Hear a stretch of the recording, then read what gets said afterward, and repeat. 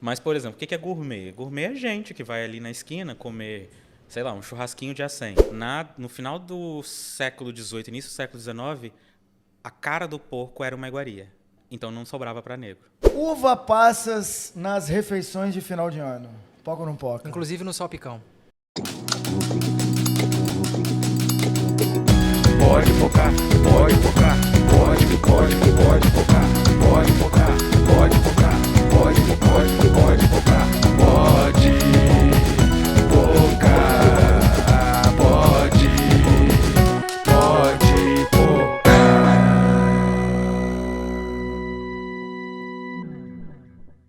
Fala aí, meu povo, estamos chegando para mais um episódio do Pode Pocar. Você que não me conhece, eu sou o Arleson Schneider.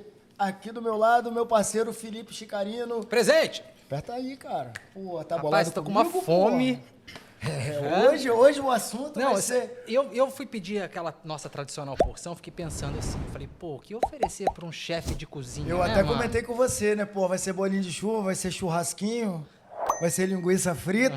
Aipim, né? Calabresa com aipim. Não, né? Ó, embora assim, eu gosto bastante. Eu viu? também sou Tomando apaixonado. um negocinho, vocês que estão aí hoje, inclusive, ó, grande observação do Schneider aqui. Chinari ó. tá de Guaraná, hein? De Guaraná, já Rapaz, tem um tá tempo já que eu traumatizado. mudei. Mas você tá Mas beleza, eu meu conto irmão? essa história. Além Hã? da fome, você tá de boa? Tô de boaça, graças a Deus, tudo bem. Mais um episódio, a gente tá aqui, é coisa boa. E hoje a gente vai falar de algo que Interessa alimenta, todo mundo, né? que alimenta o corpo e também a alma. O que é mais legal, comer ou dormir? Comer e dormir em seguida. É, excelente pergunta. Quem que tá sentado hoje na cabeceira da nossa mesa que vai pagar a conta no final disso tudo aqui, Scarino? Ele é um chefe de cozinha bombadaço aqui na Grande Vitória, aqui no estado. É professor, é mestre em sociologia política, entende tudo e mais um pouco dessa área gastronômica. Então, hoje o convidado é o Thiago Correia. Como é que tá, meu irmão? Seja bem-vindo, viu? Obrigadão. Muito bom te ter aqui. Pode ficar à vontade. Você tá nervoso ou não tá à vontade? Tô um pouco nervoso, peraí, cara, um pouco. mas vamos lá, né? É, o Chicarino agora ele tá ficando especialista em Ó. fazer massagens. Aí, ó. Experiência aqui tem que ser boa com o convidado. Aí vai maravilhoso.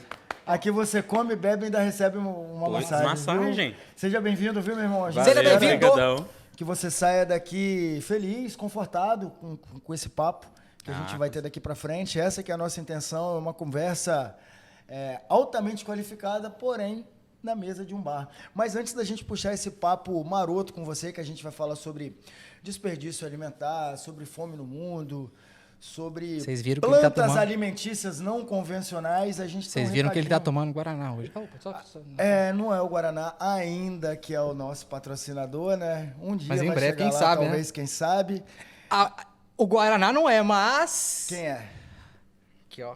Eita, coisa boa! A construtora Galvan, desde o primeiro episódio, fechadaço com o Pode Pocar, com o Felipe Chicarino, com o Arleson Schneider. E por que a gente tá, na convergência com a maior construtora do estado, Porque Arleson a gente tá Schneider? falando de credibilidade, Felipe Chicarino. A gente tá falando de empreendimento sério. Responsabilidade. Exatamente. Esse aí, chefe de cozinha, é tudo bombadaço. Então eu acho que uns 2 Galvan na planta já essa comprou. jaqueta dele aí não fala nem Não tá? português. Já começa aí, já. Ah. E a Galvan, quando a gente fala em credibilidade, a gente lembra também em obra, preço de custo, né, Chicarino? Você compra ali o seu apartamento, o seu empreendimento na planta e se um dia te der um estalo, fala, vou embora do Brasil, preciso vender. É um dinheirinho a mais, né? Com certeza, porque ao comprar na planta, isso vai rendendo e depois você comprou um baita de um empreendimento com um valor bem menor se você comprasse em outro rolê. E além da obra a preço de custo, tem outras paradinhas ali que chamam a atenção, como a área de lazer, né? Porque é focada na família e na criançada. Criançada correndo para lá e para cá, piscina. Parece quadra, resort né? do Nordeste. Eu acho que se eu tivesse crescido no empreendimento da Galvão, eu acho que eu tinha aprendido a jogar futebol. Será? Nadar. Não sei, porque eu não sei nadar até hoje. Mas enfim, é isso. Galvão, muito obrigado, viu? Tamo junto. É isso. Tiagão, vamos nós agora. Já faturamos aqui, obrigado. com o Pode Pocar e precisa faturar para poder continuar a caminhar, né, Schneider? Pra poder oferecer um petisquinho pro convidado. Um boné bonito. Quer dizer que o cara da gastronomia nasce na terra do cinema? Nasci. Nasci Como é que é? Muqui. Muqui. Como é E que quem era? nasce em Muqui é muquirana? Alguns são. Muitos lá são. Você é muquirana ou não? Acho que não. Ah, pela Mas, jaqueta, né? Eu também acho que algumas pessoas sempre falam isso, que quem nasce muqui é muquirano, e lá realmente tem bastante muquirano, tem muquienses também. E é uma cidadezinha do interior, é uma cidadezinha bem aconchegante. Estava lá Muito nesse bonito. final de semana. É tombada, né? Patrimônio Sim, o sítio histórico. é absurdo, é absurdo. É lindíssimo. Também tem um dado lá bem peculiar da cidadezinha que fala que ela tem a maior quantidade de pianos por habitante. Então tem uma quantidade que é de quase 30% de piano distribuída na cidade, que é uma quantidade grande para uma Você toca cidadezinha do piano? interior. Não, infelizmente Thiago, não. com Você tanto não faz piano, parte mano. dos 30%. Não faz parte desse nível inteligente da sociedade muquiense. Agora, Mas, além do cinema, lá também tem, né, a folia, né, do Boi Pintadinho, que é muito característico da cidade, né? sim, o Festival da Folia de Reis é um dos maiores do Brasil. Para talvez não falar para vocês seja o melhor. Que é É onde muito bonito, é muito legal. É muito legal. E eu cresci vendo o meu avô fazer Folia de Reis. Então, eu nasci junto com a Folia de Reis. Quando eu me tornei professor de gastronomia e fui palestrar, eu fiz pratos de Folia de Reis que o meu avô fazia para a galera, assim, já fiz em congresso e já fiz até no sul do estado várias palestras que reverenciavam essa cultura da Folia de Reis e de como servia as quitutes ali dessa junção histórica que tem lá, né, que era antigamente, na verdade, quase de subsistência, né? Você alimentar as pessoas que estavam fazendo uma prática religiosa, né? Dar de comida, fazer eles continuarem o caminho, não se perderem ali no meio e terem sustância, né? Para poder caminhar. Sustância, a minha avó que falava, tem que comer para dar sustância. Exato. É, Farinha. Farinha, eu ia falar agora. Tem que jogar uma farinha no meio do feijão ali, senão não dá sustância. Pois é. Eu hoje, por exemplo, na hora de almoçar lá, tinha um macarrão que eu catei da minha mãe ontem e eu joguei uma farofa em cima. Você come isso meio-dia, dá 8 horas da noite, você tá sem fome ainda. É uma delícia, né? Por isso que nem vai comer hoje. Daqui a pouco o Thiago vai preparar um prato aqui pra gente. Mentira, não vai não. Hoje ele veio só pra prosear. Mas quem sabe um dia ele não convida a gente pra ir lá do lado dele lá, pra comer aquele... Thiago, Ele faz uns pão com fermentação, é assim que fala? Fermentação natural. Que é uma espécie de voltar ao passado, né? Hoje a grande moda da gastronomia é a gente tentar resgatar coisas do passado. E aí a gente trabalha com esses veículos naturais que tinham antigamente, que não faziam mal para a gente. E esse processo de industrialização meio que acelera isso, o nosso corpo não estava preparado e hoje a panificação, por exemplo, se vê voltando ao passado para tentar resgatar maneiras de se fazer preparos, igual o socol, por exemplo, aqui, né? Que é uma maneira bem E é uma tradicional delícia, italiana. né? Isso tem nome, a tal da cozinha efetiva, ou não tem nada? Ou a cozinha efetiva é uma outra coisa? Eu acredito que dentro do que eu estudei, assim, de gastronomia, a cozinha afetiva é uma coisa muito particular. Né? Não existe, por exemplo, uma cozinha que vai ser afetiva para vocês. Vai ser para mim. Ou a de vocês vai ser para vocês, né? É o que resgata a sua memória familiar? Resgata a memória. Como que eu vou fazer você se recordar, por exemplo, do macarrão com farofa da sua mãe? Eu, como chefe de cozinha, jamais vou conseguir isso. Eu nunca vou estar no patamar da sua mãe. Então, a cozinha afetiva é sua, é da sua família, é da sua história, assim como é a minha. Tem uma galera aí hoje que fala assim, eu estou fazendo cozinha afetiva, aí faz um risoto de rabada. É afetivo para quem? Para o italiano, que come risoto, ou para o brasileiro, que come rabada? Os dois juntos é um prato novo. A gente chamaria de reinterpretação, isso é contemporâneo. Tem quanto tempo que você trabalha com comida? Com comida, eu vou te falar, profissionalmente eu me formei em 2006. Mas em comida eu acho que eu devo estar desde 2003. Foi quando lá em Muqui, na cidadezinha do interior, eu conheci uma senhorinha chamada Liege e ela me levou para a fábrica de massas dela. E aí foi quando eu comecei a mexer com macarrão, comecei Quantos a anos mexer você com tinha, molho. Thiago? Acho que eu tinha uns 15 anos. Que eu entrei na gastronomia com 18. Então, 3 anos mais ou menos que eu passei ali nessa fabriqueta dela ali, fazendo as Tava coisinhas. falando aí da comida lá de Muqui. O que se come em Muqui? Qual foi esse Verdade. seu resgate? Muqui é uma cidade que hoje a gente falaria que é uma cidade ainda meio sem uma identidade local. Mas, por exemplo, meu avô fazia um prato que eu me recordo que é ossada. Era caldo de ossos com farinha. Então ele fazia isso para misturar, para dar sustância para as pessoas, misturava e dava para a Folia de Reis. Lembro muito da minha mãe, por exemplo, fazer um prato que lá era chamado de peixada. Aqui no litoral a gente chama de muqueca. Mas lá minha mãe fazia peixada, era peixada de cascudo. que era Gosto muito. É o peixe mais gostoso de Rio, é o cascudo. Maravilhoso. Eu conheço bem. Tem a carrapaça, mas ele é branco e sem espinha. Conheço Então, conheço bem. quando ela fazia uns tachos de peixada de cascudo, cara, era uma delícia. Isso é aquilo. muito bom. Era para esvaziar açude, né? A gente esvaziava o açude, aí os cascudos estavam na pedra. Aí Sim. aquele peixe ninguém ia Cascudo comer. ele fica dentro de buraco, dentro de... Ó, falando em cascudo, não é cascudo não, mas chegou o nosso rango aí, viu, Tiagão? Olha só. Olha aí, ó. Que maravilha. Grande raia aí. Ó, é de chefe de grafina. cozinha, então eu falei, ó, tem que trazer um negócio duas bom. ainda, hein? Tá vendo? Ó, Uma é aí, só ó. pro convidado, tá? Mas só convidado aí. Muito obrigado mais uma Ai, vez. obrigado, hein? Obrigado, tá? Beijo, tamo Valeu, junto. Grapino, tamo junto. Fica à vontade, não é cenográfico, tá? Você pode comer. Não é o cenográfico mesmo que o capo que o Chinari tomava quando era apresentador. Isso aqui é verdade mesmo. Ô, Thiago, quais que são as suas referências na cozinha? Olha, hoje, na verdade, eu estou trabalhando com várias referências gastronômicas, né? Atualmente eu estou coordenando uma escola de gastronomia e aí lá eu tento colocar um pouco daquilo que eu acredito de gastronomia. Mas eu cresci em cima da cozinha francesa clássica, tentei ser um chefe internacional por muito tempo e depois eu descobri que eu não queria ser chefe de cozinha internacional. Eu vi que o resgate da cozinha brasileira, dos nossos ingredientes, o resgate de um pouco da história que tem por trás do fazer a comida se tornou muito importante para mim. A gastronomia, na verdade, ela me levou para vários lugares, né? Eu fiz um mestrado com esse senhor aqui que vos fala, um mestrado de sociologia. Então, ela me permitiu entender de um mundo muito vasto. Mas hoje, por exemplo, eu gosto muito de estudar e me sinto à vontade fazendo as bases da cozinha asiática. Eu gosto muito da parte de fermentação natural. Atualmente, eu estou estudando para Petit Connoisseur, que é um sommelier de chá. Sommelier de chá? Diferente. Eu conheço um sommelier de chá. esse aqui é Diferente outro e chá. atual. Outro chá. Você pode comer aí, tá, cara? Vou O negócio comer, não é ó. cenográfico, não. Enquanto você estiver mastigando, a gente vai dando uma segurada aqui. A minha mãe também, ela é cozinheira, embora não formada, né? Mas comandou cozinhas de restaurante self-service. Então, fui criado. Você abriu o armário lá em casa lá, era tudo colorido de um monte de tempero. Quando eu vim morar sozinho, aqui no centro de Vitória, pô, tinha que cozinhar, né?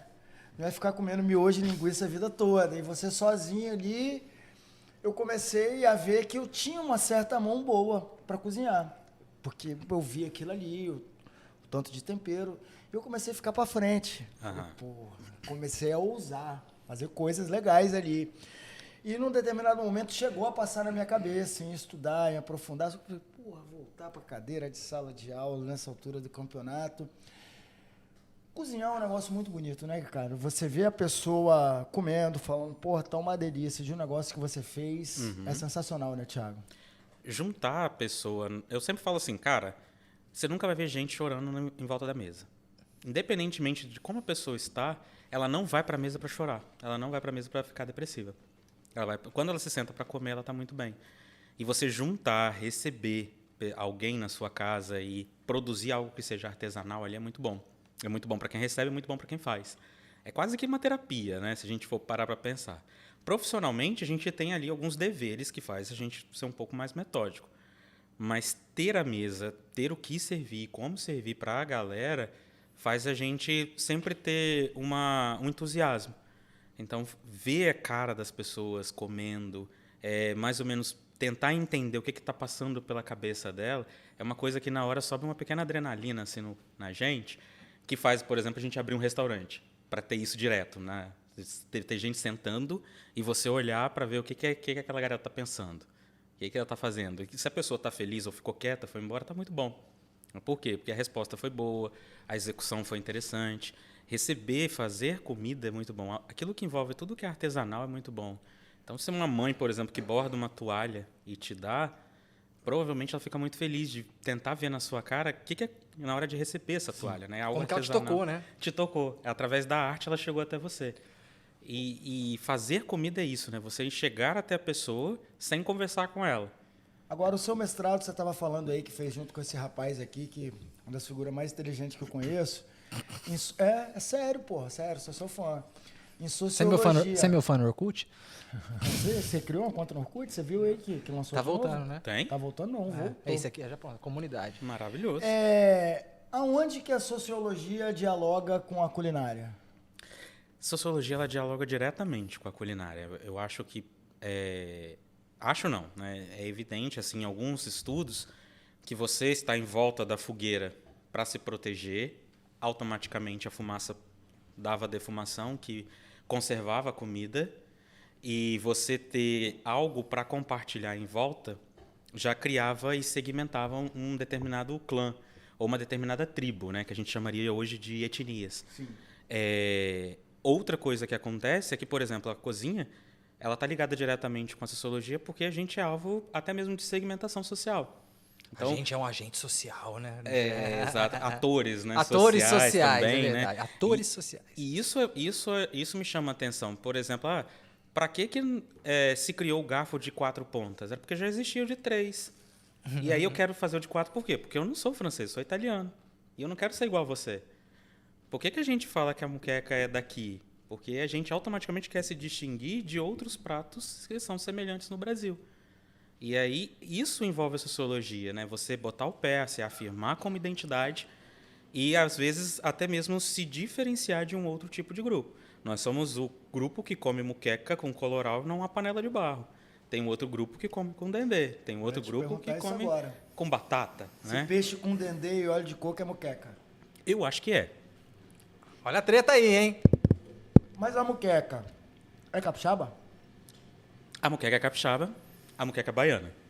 Tem várias correntes, né?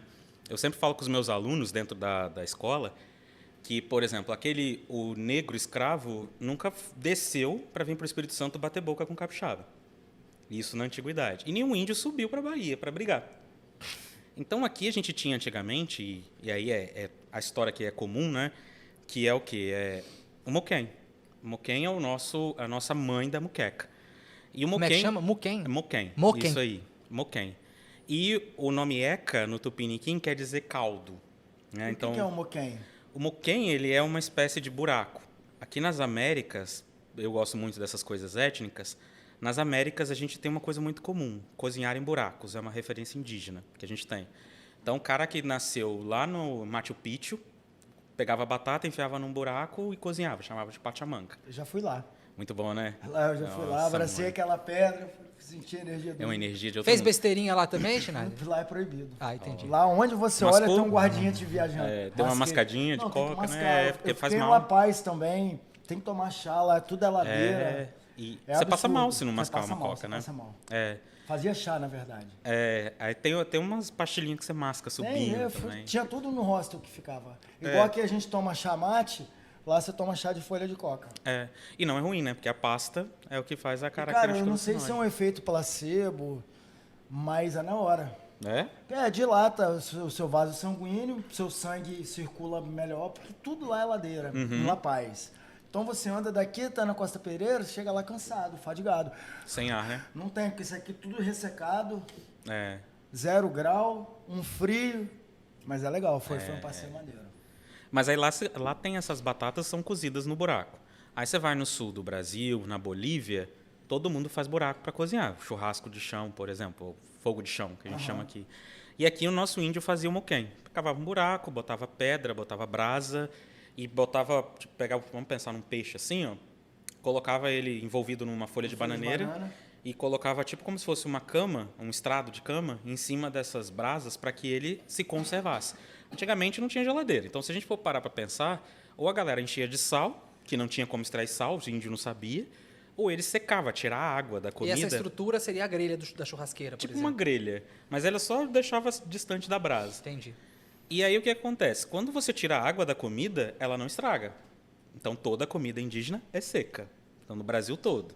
Não existe, por exemplo, uma comida molhada. Quem que molhou a comida brasileira? O português, que gostava de caldo, gostava de cataplana, essas comidas que são características deles. E o moquém, ele vinha dessa conservação, não era nem uma comida, era uma maneira de conservar Entendi, o peixe. era um processo, né? Você estava falando aí do salgar. Outro processo também na roça muito utilizado é você guardar a carne na banha, Na né? banha. Porra, e fica uma delícia Fica muito depois, bom. né, cara? Aquilo- Isso daí surge quando? Isso já é comum desde a antiguidade. A gente chama isso de confit. O confit é você cozinhar uma peça dentro da sua própria gordura. Então, Confit com F? FIT. confit. Porque eu já vi no Masterchef. Isso aí. Aí você assistiu o Masterchef, abria a geladeira, tinha linguiça e ovo. Porra, você ficava puto. Aí faz aquela apresentação maravilhosa, assim. Você já viu o Masterchef de pobre? Que o cara pega um feijão, só faz assim com feijão no prato pra deixar o... Aí o Chinalho coisinha abria a de arroz. geladeira, vinha um jacan no ouvido dele. Improvisa, meu filho, improvisa. Tompeiro. Mas aí o confit vem disso aí, é conserva também. Você deixar por... A maioria das comidas eram conservas de antigamente. Que era o quê? Você, dentro da gordura não tem água, dentro da gordura não tem oxigênio, não tem bactéria, a comida conserva. Então, fazer o porco dentro da banha, fazer o pato, que é o mais antigo, né? O pato na França é o confit mais antigo. Deixar o pato dentro da gordura também é uma maneira de conservar. Eu tenho um primo do interior, Vinícius, que ele comprou, montou uma chácara, ele tem lá um fogãozinho a lenha, um forno a lenha, e do lado tem uma despensa com aquelas latas grandes. De margarina, antigamente, com né? pedaços e mais pedaços Elas são de carne. raiz. Pô, se arrancar aquilo ali e jogar no fogão a lenha, que fica absurdo. Não tem coisa melhor. Fica absurdo. A gordura, ela faz, por exemplo, tem uma perda. Tipo assim, você bota uma carne numa grelha, você vai perder líquido e vai coagular a proteína. Então, o que vai acontecer? Vai ficar dura e vai ficar seca. Quando você bota ela mergulhada na gordura, vai ter a perda, mas vai ter uma hora que não perde mais. Então, a carne ela não para de perder líquido, que é o momento ideal de você conservar. Então, ela vai estar sempre molhadinha, úmida. Na hora que você frita ela, na hora que você morde, ela está desmanchando na boca. Assunto bom é esse de comida, né, Não é, eu tô cara? imaginando Porra, aqui eu já. gosto demais de falar Nossa, de eu tô comida. ouvindo o Thiago falar, tô pensando assim, cara, eu sou tão burro, por isso que em casa a carne fica seca, entendeu? Eu não penso antes de fazer, eu simplesmente vou fazendo. Aí eu vi Mas que... você não dá nem uma pesquisadinha no Google? Então, é complicado, né? Ou no Aqui, Masterchef. No Masterchef. Teve uma... Você estava falando da sua mãe, que sua mãe era cozinheira. Teve uma vez que eu estava numa prosa com o Thiago, não sei se ele vai lembrar, num dos muitos cafés que a gente tomou lá na universidade, né, durante o mestrado, que o Thiago falou para mim assim, eu não gosto muito de ser chamado de chefe, não. Eu sou cozinheiro. Porque existe essa rixa, né? Eu sou cozinheiro, sou chefe. Como é que é isso? Ou o bom chefe é aquele que é um cozinheiro foda? Fala um pouco sobre essa dicotomia aí. A Aí, gastronomia eu não quero falar de dicotomia, por exemplo. Que eu tô falando que você é uma palavra difícil. Eu Quem gostei. tem mestrado sabe. Chefe, né? O que é um chefe de cozinha? Bom, vim aqui hoje para comer a comida de um chefe. Esse chefe fez isso com maestria. Eu vim aqui por causa da comida dele. Quem é a pessoa? Fulano ou ciclano, mas eu nomeei essa pessoa. Não existe, por exemplo, uma formação de chefe. Na França, se a gente for traduzir a palavra chefe, dá chefe. Então, você precisa ser dono de alguma coisa. Ou ser dono de uma cozinha. Coordenar uma equipe, né? Coordenar uma equipe. Então, eu não posso, por exemplo, não ter uma equipe, não ter um tempo para ser chamado de chefe. Antigamente, demorava 10 anos para você ser chefe de cozinha. Ou seja, eu estaria sendo chefe há 5 anos atrás. Hoje tem uma galera que, por exemplo, termina seus cursos e já escrevem na sua roupa que são chefe. Eu não posso falar que eu sou chefe, eu não tenho essa autonomia. Eu posso falar que você é chefe da sua casa, é chefe da sua empresa, é chefe da sua cozinha, mas eu mesmo não sou. Então, se cria um falso dizer para tentar se elevar assim, de uma maneira muito rápida dentro de um patamar social que não existe. Para ser chefe, você tem que cozinhar. É igual quem faz na faculdade de Direito, não tirou nem o AB e se chama de doutor sem ter doutorado. Doutor, isso aí. É a mesma coisa. Pensei nisso também. a É mesma foda, coisa. né? Você desculpa aí, tá, advogado? Mas, porra, é Ô, foda. Tiagão, você estava falando da muqueca. Por exemplo, eu fui conhecer muqueca aqui no estado. No interior de São Paulo, a gente chegava na Semana Santa, era peixada. Sim. Peixada e... como é que chama? Ô, caramba. Paçoca. De carne? Paçoca? Não, qual é o rolê? Aqui na Semana Porra, Santa... peixada e paçoca? Não, vou explicar. Na Semana Santa aqui, é comum, além da muqueca, além de toda iguaria de peixe, a torta capixaba.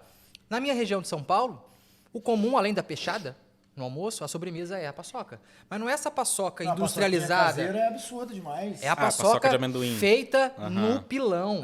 Você isso. falou do seu avô que fazia comida na Folia de Reis. O meu avô era o cara do pilão.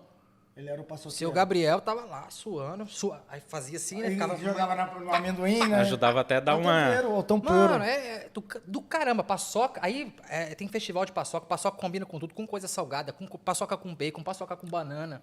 tem paçoca de carne. Aí eu venho na minha pergunta.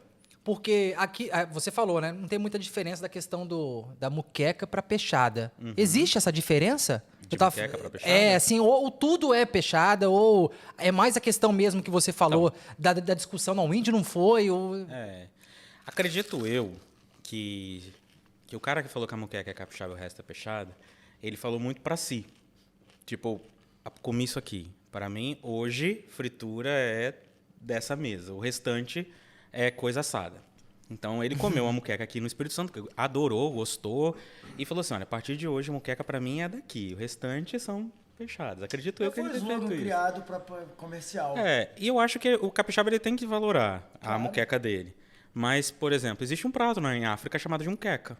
E se for falar em antiguidade, é Entendemos. África.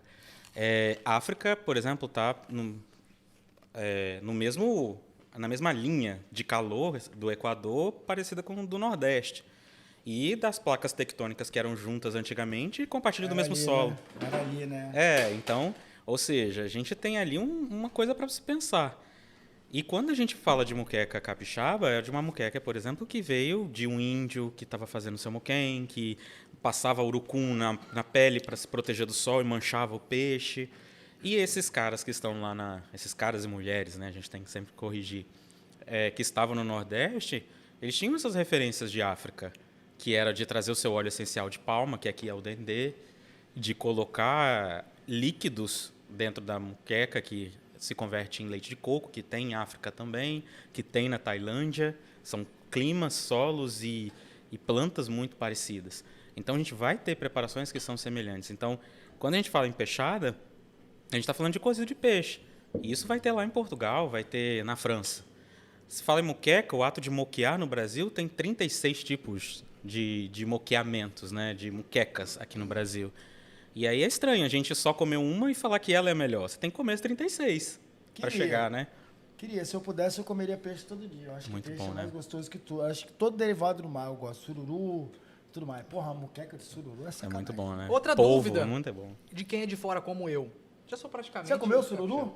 Eu vou explicar. Não, eu vou contextualizar. Cheguei em 2011, finalzinho de 2011 aqui no estado.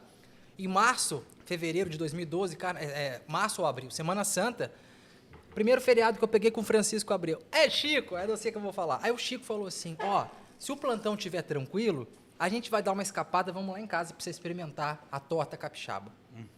Falou de torta, eu fiquei louco. Eu gostava de torta, que a minha mãe fazia. Falei, não, mas beleza, deve ser boa. E não é ruim. Fui comer a torta.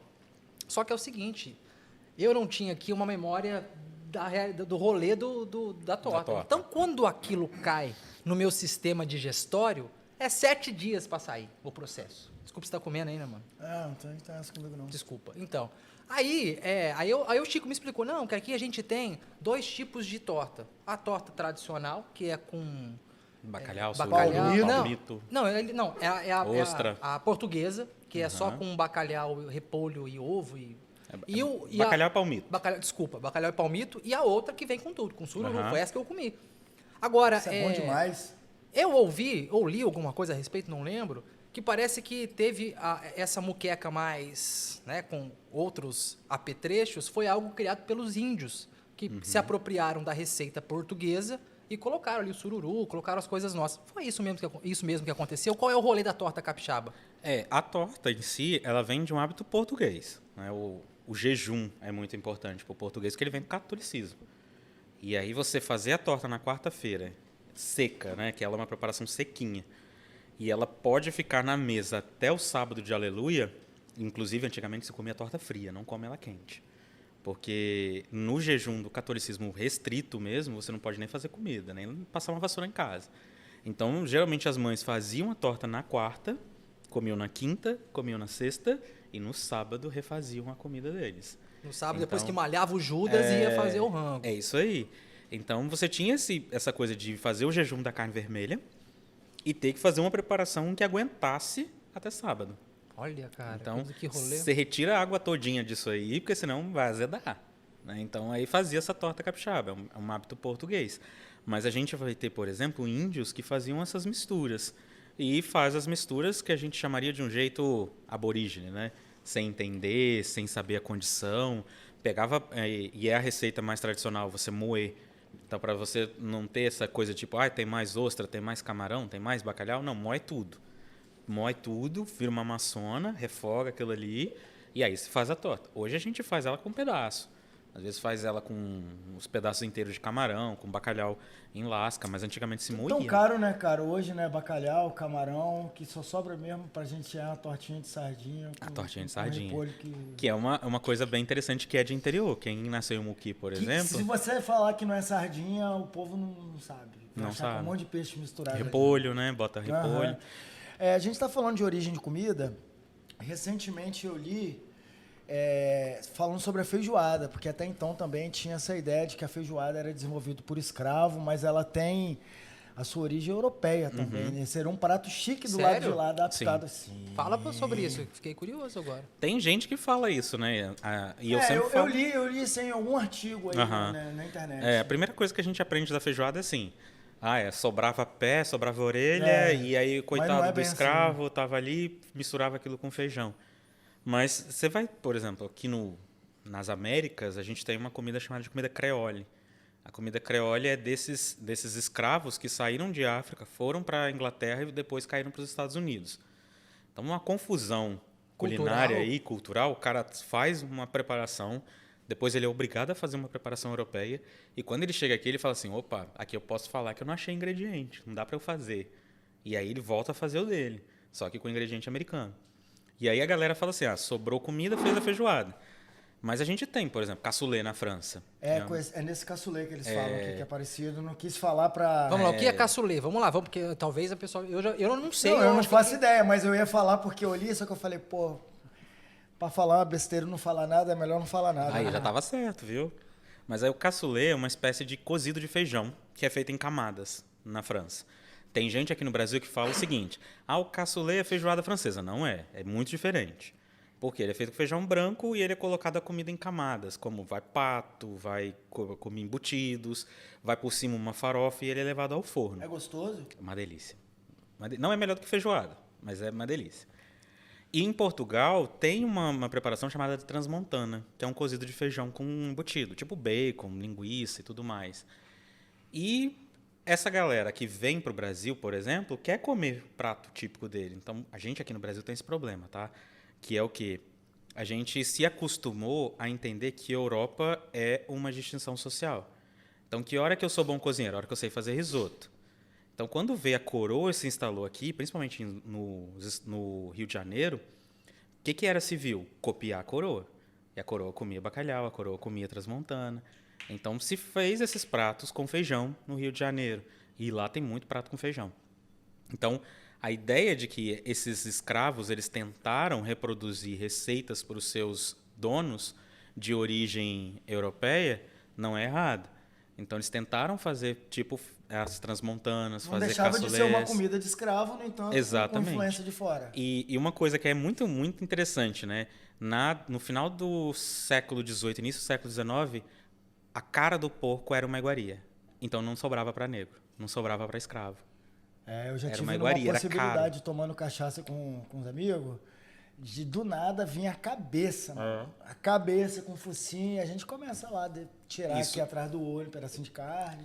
Isso no Brasil era uma iguaria. Então, como que sobrava? Não sobrava. Né? Ou seja, era a única parte que não ia para eles. Então, há de se entender que a feijoada ela foi um prato que o europeu queria comer, mas não tinha um ingrediente que era originário. Então, não tinha o hábito de defumação ainda, carne salgada. Não tinha o feijão branco ou feijão fava, entra o feijão preto. E aí se cria a chamada O feijoada. feijão preto é mais gostoso que o branco. Eu também acho. Quero entrar nessa treta. O carioca come... A gente lá em São Paulo, a gente comia o feijão carioquinha, né? Que não era o feijão preto. Mas o carioca come o feijão preto. Essa treta geográfica aí, me fala um pouco sobre a questão do feijão. Tem muito questão de região do Brasil, São Paulo, Espírito Santo, sei lá, come o carioquinha, no sul do Brasil. Como é que é isso, a questão do feijão? Tem. Já que você já me falou que a feijoada não é brasileira, agora já estou frustrado. Por exemplo, a gente tem aqui o feijão fradinho no Uma Nordeste. delícia, porra, com a Baião salada, de dois. aquilo é maravilhoso. Vinagrete, é muito bom. Também é outra polêmica, o tal do vinagrete aqui. Mas a gente come feijão preto, Por feijão que polêmica do carioquinha. vinagrete? Fala mais sobre isso. Porque o vinagrete ele não é o prato original. Com o nome de vinagrete é um molho, não é um prato de churrasco, como o o tomate, o pimentão, cebola. Mas é né? bom. É bom. O nome dele é molho campanha, na verdade. O nome oficial. É oficial. O que acontece é que o molho campanha, ele é temperado com vinagrete. Que é uma mistura de azeite e vinagre. Na França, o nome vinagrete vem de vinagre. Então, é só você combinar a parte de vinagre e azeite. Aqui se coloca o vinagrete no molho campanha e como o brasileiro teve a preguiça de falar vinagrete, molho campanha ao vinagrete, chamou só de vinagrete. E ficou. E ficou. É o nosso molho. Pô, aquilo com pão de alho é absurdo. Muito bom. É o melhor acompanhamento para as coisas com gordura. Igual no México come o salsa, pico de galo, né? Tomate picadinho com cebola. Tudo que tem gordura, quando tem essas coisas frescas, é muito gostoso. Dá muito certo na boca. Chega, a gente está falando de comidas que para muita gente é até inacessível, né? Tem muita gente que o próprio arroz e o feijão hoje está difícil. A gente tem relatos aí, igual você estava falando do osso do seu avô lá, né? Aham. Tem gente que hoje está roendo o osso por necessidade. Como é que você enxerga, cara, o preço do alimento nessas alturas e a fome aí assolando tanta gente? Você que estudou sociologia. Então, eu hoje acredito, por exemplo, fui fazer esse prato do meu avô num congresso. E aí lá eu recriei o prato dele, né? Coloquei uma carne cozida a baixa temperatura, em consumê de carne, farofa de brotos e parará, essas coisas todas que é para um congresso. Mas a gente nunca deve esquecer que o meu avô só fazia aquilo porque era a única coisa que ele pagava. E antigamente, e infelizmente, era só o que ele tinha. Ir no supermercado, na época era açougue, comprar ossos. Graças a Deus, da minha mãe até eu, o meu irmão, que é mais novo, a gente não precisou comprar osso. Mas eu tô vendo que os amigos do meu irmão têm que comprar osso. Porque meu irmão, eu tive pelo menos essa ideia. Minha mãe acreditava muito no ensino público. E o meu irmão, depois que ela faleceu, a gente também acredita que ele deveria ter passado pelo ensino público. Que ele deve passar pelo ensino público para entender o que é a realidade que ele vive. E ver os amigos do meu irmão ter a necessidade de comer osso é uma coisa muito impactante para a gente. Porque a gente já sabe, por exemplo, que dentro das histórias da nossa família, a gente veio de uma coisa muito ruim. Então, quer dizer que nós crescemos. E agora a gente está vendo que a coisa está voltando daquilo. Para a gente, essa questão de fome, pelo menos para mim, é uma coisa até tosca de se falar. Porque tem comida, não tem distribuição. Tem alimento, falta ele chegar até onde se necessita. Se criou uma rede de produção alimentícia no mundo que hoje provavelmente a gente alimenta uma população e meia. Mas aonde que está essa comida? Provavelmente ela está dentro dessas características capitais que impossibilitam ela de chegar até a pessoa. Aí vai entrar a economia, vai entrar a disposição, vai entrar a vontade, vai entrar a corrupção, né, que acontece e não é só no Brasil, é em todos os lugares, para que essa comida não chegasse até essas pessoas. E eu estou ouvindo o Thiago falar, estou pensando aqui, não é só cozinhar a sopa de osso, é cozinhar a sopa de osso de novo no fogão de lenha, porque o gás passou de R$120, ninguém consegue mais comprar botija de gás. Então, esse ser humano, né, que tem a sua dignidade subtraída, ele é obrigado a fazer a sopa de osso na lenha, porque ele está tão fodido financeiramente falando que ele não consegue nem comprar uma carne de terceira e nem comprar o gás para fazer no fogão de 4 bocas simples que ele tem na casa dele. Na verdade, assim, eu não consigo nem vislumbrar outros para além da carne, porque se ele for fazer... o brasileiro se acostumou a não ter carne, mas arroz, feijão... Pois é. Isso é uma coisa que Eu pra nem gente falei é da carne, indignante, você né? Eu tava falando do arroz e do feijão mesmo. É muito inacessível que ele vá comprar uma vagem a R$23 o quilo. É muito inacessível que você compre um feijão a quase R$10 o quilo. Feijão é o único alimento que nasce em qualquer lugar no Brasil. Se você botar ele na calçada feijão, ele vai nascer. Então, existe uma produção agrícola em grande escala que não está chegando até o povo. Existe uma produção de soja em grande escala que está impossibilitando o pequeno produtor de produzir algumas coisas que são básicas, como vagem, por exemplo, ou um pé de alface, que cada vez está ficando mais caro. Então, dentro dessa logística do que é capital, por exemplo, a soja, ela vai alimentar quantas pessoas? Ela pode alimentar, mas ela não é destinada para isso. O milho, ele pode alimentar a população brasileira, mas ele não é destinado para isso. Ele é destinado basicamente para alimentação de animais, e esses animais são convertidos em abate em preços exorbitantes que o próprio brasileiro não compra depois. Tem uma mulher lá perto da casa da minha mãe, que ela é coordenadora da Pastoral da Criança, lá da região lá de Jucutuquara. E ela faz um farelo com um monte de semente, né? Sim, Que era tira essa da Zilda galera, Arnes. que tira essa galera da desnutrição, Da desnutrição, né?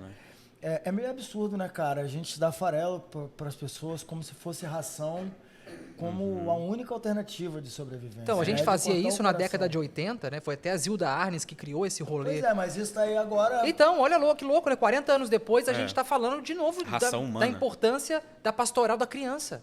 Né? Quanto tempo a gente não falava da pastoral da criança? Sim. Não a falava. pastoral da família. Não falava, porque a Semente demanda... de mamão, semente de melão, pega, tritura aquilo ali tudo. E você tira o recurso principal do que é gastronomia, né? Ou seja, quando é que eu vou exercitar meu paladar comendo ração?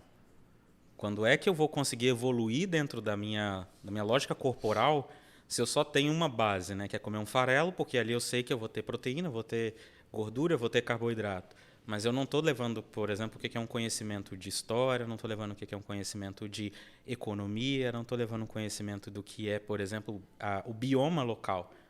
Então, hoje, por exemplo, se você está comendo, chegou nessa área de estar comendo os farelos, você não sabe que tem uma goiaba perto, você não sabe que é um bode, uma carne de bode, por quê? Está chegando farelo, é o farelo que vai manter a gente vivo. Seu filho vai nascer sem papila gustativa para poder comer as coisas. E quando comer, vai passar mal. Não, e é louco, porque o Thiago está falando algo que não é... Você que está assistindo pode buscar aí no Google, porque o João Dória, né, que até pouco tempo atrás desistiu da corrida presidencial, o João Dória sugeriu, quando ele era prefeito de São Paulo, para poder alimentar a galera em situação de rua, ele sugeriu, né, dar ração. Dá um comprimido de ração, uma coisa assim. Isso é surreal. Sim. É surreal. Porque a gente abre esse episódio, Thiago, falando que o alimento, né, a comida, ele alimenta o corpo e a alma. Aham. E quando eu vou comer algo que, porra, aquilo é inesquecível, eu não estou falando só de alimentar algo, né? Eu estou falando de algo, de uma experiência, né? Sim. Você não sai de casa muitas vezes só para se encher a barriga. Você sai de casa para você ser educado, para ser politizado. Você não vai sentar num restaurante, por exemplo, que vende espaguete com molho de tomate, porque você faz em casa um macarrão com molho de tomate. E aí você vai sentar num lugar para quê? Porque você quer aprender onde aquela pessoa estudou, o que ela fez, por que ela está servindo daquele jeito, por que ela está servindo numa louça de barro e não numa louça de porcelana. Você automaticamente é politizado comendo. Então, sair de casa para comer, você ter a oportunidade de experimentar, é uma coisa que deveria ser básica para qualquer brasileiro, né? Você poder ter essa autonomia de experimentar comidas ou experimentar alimentos da sua região, pelo menos. Então, o capixaba ele tem que comer peixe, aí peixe está muito caro, Não, o é um capixaba absurdo, não consegue Thiago, comer. porque a gente está dentro de uma ilha. Sim. A gente está dentro de uma ilha, vai comprar 1 quilo de badejo, Aham. vai comprar 1 quilo de dourado. E o que chega aqui, a maioria das vezes, é de Santa Catarina. Você vai em qualquer restaurante, você não compra uma muqueca por menos de R$160. Na hora que ele fala... Como Eu é acho que é? 200. Hoje em dia, né? tá É porque eu não puxado. como mais na rua, eu faço em casa quando eu quero comer. Quer dizer, muqueca. o peixe- E a minha é foda. O peixe que a gente come aqui na Grande Vitória não é daqui? Não é pescado aqui? Como é que é boa isso? parte, Conta pra gente. Por exemplo, o capixaba ele gosta muito de linguado. Né? E o linguado ele não é um peixe da nossa costa. Vai ter, mas acaba vindo de referências mais de Santa Catarina. A gente gosta muito de ostra. A ostra vem de Santa Catarina, onde tem os maiores criadouros de ostras do Brasil. Agora começou a ter ostra em Piúma. Porém, é pequena escala, ainda não dá para todo mundo. Mas o que a gente quer? A gente quer comer ostra que vem de Santa Catarina. A gente não quer comer cioba, a gente não quer comer Mas robalo. uma ciobinha eu gosto. Maravilhoso, robalo, eu né? gosto. Pô, robalo é foda. Robalo é o filé mignon do mar, pô. Exato. Robalo, O melhor baguete. peixe para ceviche, para fazer cru. Eu gosto de baiacu. Baiacu, que é um peixe Baiacuzão, aquela carne branca. Pô, eu gosto de limpinha, peixe né? demais. Budião é um peixe daqui. Budião é bom. O budião não pode matar hoje, mas muito, né? A Mas pesca do assim, budião é proibida. A maioria dos nossos pescados, hoje, se eu quero comer lambreta, por exemplo, que é o vongole, ele vem de Santa Catarina pra gente. E é onde a gente consegue também, onde a gente tem um vínculo de inspeção. Quem é de restaurante, por exemplo, precisa comprar com inspeção. E aí tem que acabar mandando vir de lá. Então, hoje a gente está crescendo para que o capixaba coma coisas daqui. Mas é aquilo que eu falei para vocês. A gente acostumou a ser civil aquilo que vem de europeu. Então eu sou bom a partir do momento que eu como vongole italiano, não lambreta capixaba. Eu sou civil a hora que eu como lagosta com trufa e não na hora que eu como muqueca. Então a ideia de elitização da comida se parte também desses contextos. Pô, eu gosto é de um lambarizinho fritinho. Não, nem me tomando fala. uma geladinha. Ué, aqui, Cervejinha. aqui rola lambari? Rola, pô. Se Aonde? quiser comprar aí no Mercado Livre, aí chega Carone, supermercado aí mais chique, Vende? aí tem. Vende a Porque vaca. eu Prato suá também vende, não vende? Um Aí eu lambari? não sei, porque eu só vou lá pra comprar peixe mesmo. Eu não comprar peixe. Tiagão, Peixe de água salgada. em cima do que você está falando, eu queria entrar num sarau aqui que o Schneider também se interessa muito, que é a questão da gourmetização da comida. Tudo gourmetizado, tá tudo gourmetizado. Você não acha mais chocolate normal, é só chocolate belga. Todo mundo é belga. Todo mundo é belga. Cara, isso é muito doido. E eu queria que você falasse um pouco sobre isso, porque às vezes a gente paga mais caro por um produto que a gente Grandão com um negocinho no meio. que a gente acha que é bom, mas na verdade a gente está pagando aí essa taxa de gourmetização. Como é que é isso na prática? Explica pra gente, por favor. É a nova cozinha francesa, né? Tem várias vertentes, né? Eu, igual eu falei do afetivo para vocês, eu acredito que o afetivo não seja eu dominar uma técnica para vender para vocês. Afetivo é aquilo que vocês entendem de bom. Quando a gente pega o termo gourmet, e hoje, por exemplo, a escola que eu administro tem nome gourmet, uma escola gourmet. O que é uma escola gourmet? O gourmet é uma pessoa que aprecia a gastronomia, seja ela em qual condição. Então, por exemplo, quando vocês me perguntaram o que você quer comer, eu quero comer aquilo que vocês servem. Por quê? Porque aquilo que você serve é aquilo que é bom. Vocês acreditam que é bom. Então, a gente é gourmet. Aqui a gente serve duas coisas, bolinho de chuva e esse aí que você tá comendo. É nossos pratos diferenciais aqui. Tá legal o frango? Tá muito bom, tá crocante. Bolinho de chuva sequinho, tava legal bom. também. Pode comer mais. tá? Pode Senão botar aí isso- no tape daí do vídeo a referência que tá muito bom. Mas, por exemplo, o que é gourmet? Gourmet é gente que vai ali na esquina comer, sei lá, um churrasquinho de acém. Aí chega ali e fala assim, cara, que churrasquinho bom. Não tá duro, a farofa do churrasquinho tá gostosa e essa maionese tem um tempero do caramba. Isso é gourmet. Ao mesmo tempo que você vai... Mesmo sendo a 100. Mesmo sendo acém. Entendi. Ao mesmo tempo que você vai falar assim, ó, hoje eu quero levar minha namorada num restaurante, Michelin. argentino para comer um bife ancho, onde você vai comer uma carne marmorizada, que é um contrafilé muito bem feito. Ou seja, você soube a hora de entrar no restaurante argentino para comer um bife ancho e você sabe o valor de um acém. Você não falou que o acém é pior do que um bife ancho. Isso é ser gourmet. Então, quando a gente fala assim, eu fiz uma comida gourmet, na verdade é para gourmet, que é uma pessoa que aprecia a comida. E apreciar a comida é diferente de elitizar a comida. Porque, por exemplo, eu posso fazer um brigadeiro normal e a pessoa gostar muito, e eu posso fazer um brigadeiro belga queimado. E esse gourmet foi por água abaixo nessa hora. Então, o ingrediente ele nunca é gourmet. O ingrediente é sempre ingrediente. O chocolate belga vai ficar ruim se você não souber fazer. O chocolate achocolatado do brigadeiro vai ficar ruim se você não souber fazer. O acém vai ficar duro, o bife ancho vai ficar duro. Então, Pô, você botar um ancho duro, você tem que ser ruim ali de negócio, tá? Tem. Porque aquela carne ali, ela já fiz quer também. ver uma experiência muito legal? É difícil, mas acontece. Mas, por exemplo, tá todo mundo enjoado de sanduicheria gourmet. Chega Tem uma hora muito. que já não dá mais. Smash burger, né? Aí chega uma hora que tem tanta coisa, tanto nome, que você fala assim, cara, já tô cansado. Eu posso comer um podrão? E você sente vontade de comer podrão? É nisso que eu Porra, queria mas entrar. só Cara, como um podrão. O podrão, ele é o quê? Aquilo que você precisa. Não tem condição mais de dar R$48 no lanche. Exatamente. Aí você vai pegar muitas vezes um hambúrguer que pegou uma carne marmorizada e processou ela todinha. Não precisava. Então, o cara que foi lá na carne argentina, que foi de um boi criado para aquilo, ele processou para fazer um hambúrguer. Não precisava de processar. Você processa aquele que é duro. E aí estragou a carne nessa hora. Né? Você jogou ela pro lixo. Eu Um falo, animal- tem um cara, você falou, só para não fugir essa questão do podrão, lá na minha cidade, no meu bairro, que chama Jardim Paraíso, em Cruzeiro, tem um podrão lá que eu como desde quando tinha 12 anos. O podrão do Moreno, na verdade é o lanche do Moreno, Moreno Lanches. Aham. E, cara, ele se tornou o cara que mais vende lanche da cidade, praticamente, assim, muito. E ele não fica no centro, ele fica num bairro, que é um bairro onde minha mãe mora, que é afastado, mas ele vende lanche há quase 30 anos. Tá lá quietinho na E dele. tá lá, e assim, o podrão dele é o melhor podrão que você vai comer. Eu falei isso pra Exato. Jéssica, a Jéssica foi comigo pra Cruzeiro, eu falei assim, ó, podrão do Moreno, você vai ver só, o negócio é... Aí direto a Jéssica tá lá em casa, nossa, que vontade de comer um lanche do Moreno. Eu falei, porra, a Jéssica que comeu 2 vezes, tá com vontade, imagina eu, que como o lanche dele desde Sim. moleque. Essa galera é uma galera que estava ali fazendo uma coisa que era viver. E ela selecionou a melhor coisa para se diferenciar do colega que também vendia um podrão. Então, quando você tem sanduíches a R$19 cada um, que ainda acho um pouco caro. Aqui do lado é 16 o Aí, ó. X-Tudo, ali no Tatar. Aí, ó. Se você tem 2 caras vendendo a R$16, o que faz você ir nesse e não nesse? É uma chapa bem cuidada, é um atendimento. A experiência. É uma cerveja gelada que enche, complementa aquilo ali. Um copo de vidro, porque é Exato. insuportável você tomar cerveja num copo num copo de plástico, eu acho. existe mais. Você vai na Não praia. existe. Esse dia eu fui comer um trem lá em Jardim da Penha, lá na pracinha de Jardim da Penha, e o cara, porra, eu nem tomei. Fiquei Mas é sabendo- porque eu acho que tem lugar que exige. Principalmente se for Pô. barraquinha, porque não tem momento ali de lavar Entendi. e Pode tal. ser, A é. própria vigilância que sanitária cobra exige isso, pode ser. Mas assim, você vai ver que, por exemplo, ó, você vai comer peruá frito. Tudo é o mesmo preço, mas você vai em um. Por quê? Porque é melhor.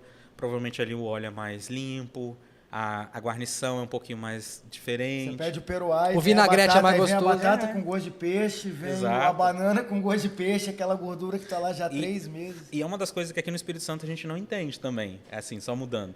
Que a gente pede peixe e vem banana. Sempre. Aqui. Não, é Então, 3 quilos de banana e uma fatiazinha de peixe. Eu fiquei assustado, a primeira vez que eu pedi um lanche aqui, não tava nem na época do lanche gourmet, não, era o podrão mesmo. Que vinha, o cara, você quer maionese? Eu falei, quero. Tá, beleza, quer tudo? Eu falei, beleza. Aí, a Banana frita. maionese não era maionese, era maionese mesmo que a gente come no domingo, com Sim. batata, com cenoura. Ah, eu já não comi. Chega, eu fiquei assustadaço. Aí, beleza. Aí, É, além eu já acho que disso, é muito samba doido. além disso, a banana. Aí depois, tudo que eu ia comer aqui, eu via banana. Ia comer cachorro-quente, não põe banana não, hein? Eu não sei. Aí eu sou... Moqueca, tem banana. Mas com Porra, certeza, mas pra uma quem moqueca de gosta... banana é boa. sacanagem. Mas então, eu fiquei Aqui tudo tem assustado. banana. Tudo é banana. E é uma coisa que a sociologia não explica. Por que que a gente gosta tanto de banana aqui? Tem banana no lanche, tem banana na É moqueca. uma parada banana... indígena também, essa banana da terra, será? Banana tem vestígios africanos. É, né? Uhum.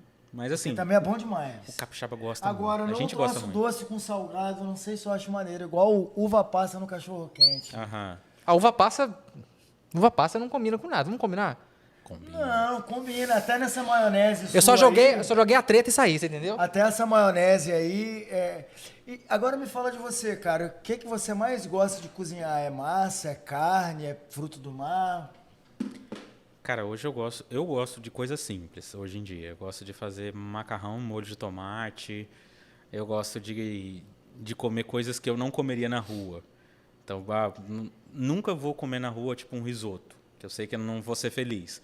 Aí, às vezes, eu faço um risoto em casa. Macarrão com molho de tomate é Por uma que coisa... não vai ser feliz? Porque não vai sair do jeito que você imagina que seria? Exato, vai estar ruim. Esses dias eu fui no restaurante que é aqui no centro de Vitória, Oca. Não sei se você conhece. Já ouvi falar muito bem. Fica aqui Tô do lado morrendo da de minha vontade casa. de ir. Eu fui lá e comi um risoto mediterrâneo que era com banana Aham. e com camarão. Cara, por essa luz, poucas vezes nessa minha vida eu comi uma coisa tão gostosa igual aquele risoto deles ali.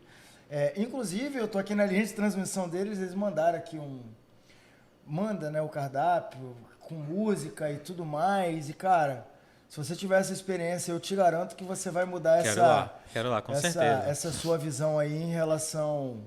Eu já tenho vontade de ir no Oca faz muito tempo. É Que muito bom, cara. Que eu acho que o centro, ele é um lugar muito bom. E o centro é um lugar onde a gente vai encontrar essas coisas que são diferentes desses métiers de gastronomia que tem nos grandes bairros, né?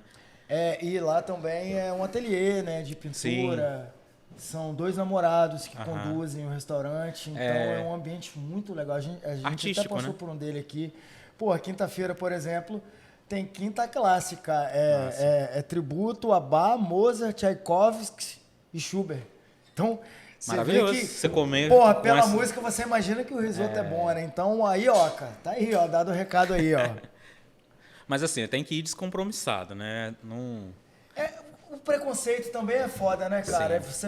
É igual um negócio com muqueca. Eu fui comer uma muqueca no restaurante caro, lá nesse Água do Suá. E, porra, veio molho de tomate na muqueca.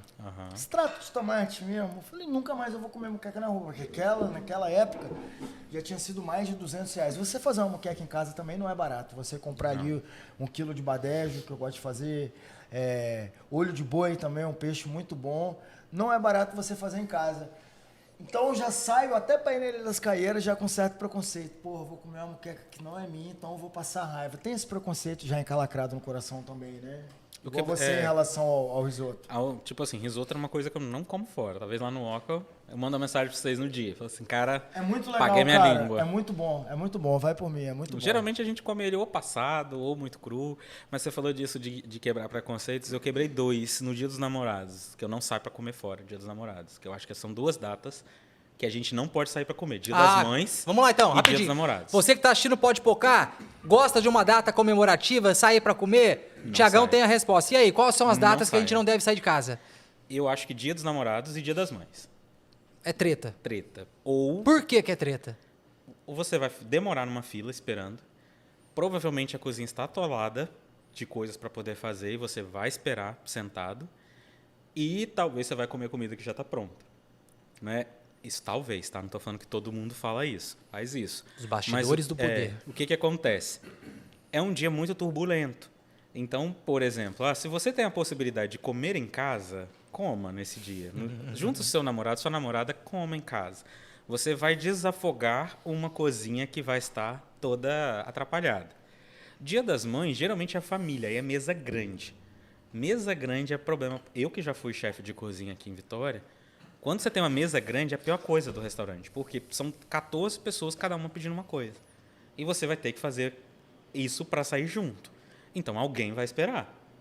Então, alguém vai demorar um pouquinho mais. Então, o que tem acontece? isso também, né, mano? Se todo mundo falar assim, vou comer risoto, o cara vai fazer uma panela de risoto e vai te servir 14 risotos. Agora um quer Mas se risoto, um pede outro quer peixe, ovo. não dá. Aí, o que vai acontecer? Ou você sai de casa falando assim, cara, eu já vou comer alguma coisinha, não tem problema, eu vou ficar aqui bebendo minha cerveja, vai demorar 2 horas minha comida chegar, tudo bem. Ou sai cedão. Ou sai cedão. Eu fiz isso. Domingo, Mas foi eu- domingo que a gente namorado? Foi domingo, né? Eu quebrei Foi. meu preconceito Fiz no isso. domingo, Dia dos Namorados. Falei assim, cara, vamos sair. Aí vai pro Outback. Fila dando volta no quarteirão. Aí eu falei assim, vamos tomar café, mas todo mundo vai tomar café que horas? Umas 9h30, 10 horas, vou às 8. Aí peguei o carro, vamos andar por Vitória, pro centro, Fonte Grande. Vamos na Ilha das Caieiras, vão. 11 horas da manhã. Que horas começa o almoço? Meio-dia. Porra, Então, mas ali é ruim até de estacionar, cara. cara, Aqui, achei difícil. Vou jogar uma polêmica aqui na mesa agora pro seu lado. Chefe de cozinha ou cozinheiro de mão cheia, como é você, na hora de flertar, facilita? Porque você cozinha bem, ajuda as Facilita. coisas. Vou te falar que Facilita, até eu, que não sou porra nenhuma, já dá essa facilitada. mas também é uma das coisas que termina relacionamento. Como assim? Mas chega uma hora que você não quer mais cozinhar. Ah, entendi, Chega uma hora que você não quer mais ser a cozinheira, né? Da relação, O né? meu negócio é a moqueca. Vamos Aí, fazer por uma exemplo, você fala moqueca. assim, faz uma coisinha pra mim. Aí você fala assim, talvez a pessoa fique até com medo de fazer uma comida pra você, né? Pensa, você sendo chefe de cozinha, sua namorada chegar e falar assim, vou fazer um macarrão. Aí ela fica com medo. Larga um miojo com creme de leite. Eu tô lembrando. Tudo que um chefe de cozinha quer é que você coloque uma comida pra ele. Pode ser purê de batata com feijão. Se você fez pra chefe de cozinha comer, ele vai ficar muito feliz. Porque é o mínimo, né? Mas é o máximo pra gente. Porque a gente faz isso todo dia, mas ninguém faz pra gente. Aí eu faço um purê de batata também, que eu aprendi até no Masterchef, a comida daquele fogaça, é a ligou, né? Aham. Você joga um Ali queijinho com um troço no meio, difícil. né, que assim, não sai igual do cara, mas estica. Que eu fiz, inclusive, com Um dia esse a gente ancho faz- aí. Aham. Eu fiz, inclusive, com esse ancho. Boto o purezinho, a carne em cima e um molhozinho de mostarda com mel do lado ali. Porra, meu irmão. Ligou um Tu não troço comer difícil. alguém fazendo uma parada dessa aí, tu Eu não acho- come mais ninguém. Eu acho que eu demorei uns 4 meses com um cozinheiro específico de aligô pra aprender a fazer um É porque aligô. são queijos específicos, né? São. E o bicho é difícil de dar ponto. Aí, depois de um tempo, uns 4 meses na praça dele, que eu aprendi a fazer esse trem. Você pensa. Hoje em dia, eu falo assim, cara, Trabalhar numa cozinha profissional de um restaurante grande é uma pica danada, né? Um monte de gente andando pra lá e pra cá. uma responsabilidade muito grande, né? Você pode matar uma pessoa. A realidade da cozinha ali porque a gente não vive dentro de uma cozinha, a gente vai para um restaurante, né? A gente estamos ali no saguão, não rola entrar na cozinha para ver como é que é essa rotina. Mas é meio parecido com a rotina do Masterchef, eles conseguem reproduzir na televisão o que realmente acontece dentro de uma cozinha de um grande restaurante? Não. Um restaurante é muito diferente. Eu acho que dentro do MasterChef, você, por exemplo, pode... Eu quase fui uma vez para um reality show e o meu medo era sair por muito pouco. Tipo, cara, sair porque deixei cair alguma coisa. Eu saí porque cortei o dedo ou queimei alguma coisa. Não soube fazer um ovo. Isso é muito midiático. Então, você, por exemplo, vai perder uma prova por uma coisa que é momentânea. Bizarra, né? Bizarra. Aí você tem 1 hora. Você vai fazer uma comida boa? Você não vai fazer uma comida boa. Para você fazer um almoço decente, uma janta decente lá na sua casa, você demora um tempo. E isso requer planejamento, isso requer controle, isso requer compra. Você pega uma coisa com 1 hora e vai fazer, você só quer passar por aquilo ali. Você quer pagar um pedágio e vamos embora. É igual acontece com aquele de doce. O Bake Off, por exemplo. O Bake Off a gente vê que tipo, ninguém consegue fazer o doce igual ao da confeiteira. Mas ganha quem fez menos pior. Chega mais próximo. Confeitaria é uma parada muito doida também, Muito né? doida. É tudo muito, muito exato. Mas, Tem isso? assim, Você prefere cozinhar doce ou salgado ou não tem muito isso? Tem as especialidades. Dentro da gastronomia, a gente tem as especialidades. Eu me identifico mais com a cozinha salgada. Mas a gente tem que aprender a doce. Nem que seja o mínimo. E quem é confeiteiro geralmente encontra muito problema com cozinha salgada. O lance da confeitaria é como se fosse um curso de exatas, né? Porque é tudo pesadinho. Tudo certinho. Pensa, se um bolo entra dentro do forno, ou o contrário, uma frigideira está aqui com molho ralo. Eu boto o fogo ali e deixo ele reduzir, ele vai ficar grosso. Se o molho está grosso, eu jogo o caldo. Agora, se o bolo entrou no forno e não subiu, meu filho senta, chora e refaz a receita. E aí, E tá aquelas, no pudim, né, que eles e falam, aquelas né? plantas alimentícias não convencionais, punk, tá na moda agora esse termo, né? Eu vi também no MasterChef, inclusive com a Paola Carosella, que ela é foda nesse negócio de reaproveitamento alimentar, né? Fala um pouco disso aí pra gente. Eu sou muito fã da Paola. Acho essa mulher... Quem não gostar dela também... né, Acho que bicho? ela, além de uma excelente cozinheira, é uma mulher linda, Os bolsominions não Ativista, gostam. né? ativista, Os mais bolsominions não brasileira do gostam. que muito brasileiro. Né? Até pela questão de patriotismo, acho que ela cuida mais do Brasil do que muito brasileiro. As tretas tocam ela mais do Eu que lembro tocam na muito época brasileiro. da ocupação das escolas públicas, que eu não lembro exatamente que ano Foi, que ela fez aconteceu. comida. Ela invadiu a escola lá junto com os moleques lá Foi e ficou muito cozinhando. fantástica. E essa mulher, melhor do que cozinha, melhor ela escreve. Tem um livro dela chamado Todas as Sextas. É fantástico, é de ler chorando. De tão bonito, parece poesia. Foi 17, foi no governo Temer ainda, essa treta das escolas. Foi. Tem um programa que passava no Canal Brasil, que não existe mais, isso para mais de 10 anos, chamado Larica Total. Aham. Tiveram 2 temporadas, que era o cara... Roots. O Paulo Tiffenthaler. Era feito na casa dele, numa mesa assim, era abrir a geladeira, o que tem aqui? Vamos fazer alguma coisa aqui, se jogou doidão de madrugada e vai cozinhar. Aí tem um frango total flex, tem várias receitas. Um episódio, ele recebe o Claude. Aham. E o Claude conta essa história da nova cozinha francesa, essa parada do prato grande com a comidinha pequena, que isso foi mudando e tudo mais. Malandro, ele arranca ali um carpaccio de melancia. Ele pega a melancia, corta fininho, seca a melancia com papel toalha e em cima joga. Aí ele joga azeite de trufa, aí o caralho... Fica quatro igualzinho, lá né? Um em cima. carpaccio, né? E esse cara também abrasileirou bastante, né? Aham. Ele, É. porra, ele é foda também, né? Eu gosto muito do Claude, né? A família Troagro, na verdade, é uma Ele família... conta, fala da história do pai dele nesse É uma episódio. família muito poderosa na gastronomia da França, né? E quando eles vêm pro Brasil, eles Ele fazem fala disso uma aí. revolução. Eu não aqui. queria falar não, mas foi meu pai que inventou isso aqui. É. Então é real mesmo isso aí, né? Ele... Se o carpaccio é dele, eu não sei. Não, eu digo essa reinvenção da cozinha francesa, partir da família dele. Não. Eu acho que tem várias pessoas, né? Tiveram várias pessoas que encabeçaram o que eles chamam de Nouvelle Cuisine. É isso aí. A Nouvelle nova cuisine, cozinha, a nova cozinha francesa. E aí teve uma galera. Quem recebe uma atriz, né, a estrelinha na nova cozinha francesa é um chefe chamado Paul Bocuse. Como é o nome? Paul Bocuse. Esse Paul Bocuse é um senhorzinho que estava lá em Lyon, na cozinha dele, quietinho lá. Quietinho não, o cara é outra treta da gastronomia. A gente sabe que ele não fez isso sozinho. Mas ele começa a fazer uma cozinha diferente. Na Idade Média, Iluminismo, a gente achava, por exemplo, que berinjela tinha um veneno. E aí tinha que botar elas em especiaria para cozinhar. passava a bundinha do pepino para poder tirar o fel. veneno. É, isso aí. E aí se acreditava que esses negócios não eram bons. E esse cara, por exemplo, começou a cozinhar vagem. Ele pegou uma vagem, cozinhou para que a vagem ficasse verdinha e ainda crocante. Até então a vagem era meio pálida, né, de tanto que ficava cozida e macia. Quando ele dá esse ponto crocante à vagem, que é mais ou menos o ponto do macarrão, ele mostra para as pessoas que quando você saliva mais, você ativa mais enzimas digestivas que vão cair junto no estômago, e isso automaticamente interfere na sua digestibilidade, que vai ser um prato mais leve. Então, quando você pega uma nova cozinha, você vê uma galera, na verdade, fazendo coisas certas, que eles acreditavam que eram certas. E aí tem uma galera na França, na década de 60, 70, que fez isso, né? Mas Paul Bocuse, ele é a pessoa que encabeçou isso, levou à frente. Mas se a gente for parar para pensar, cara, a chinês já comia legume cru há muito tempo. Japonês já cortava pequenininho há muito tempo.